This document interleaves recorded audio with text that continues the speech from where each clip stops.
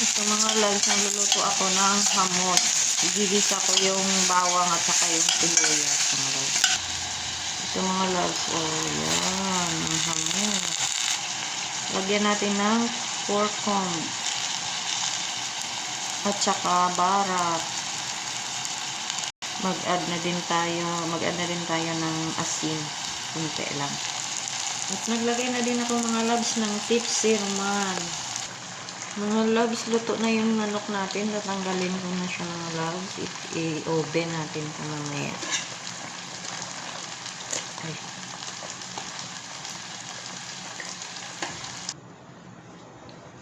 Mga loves, ito na o. Nilagay ko na yung hamos.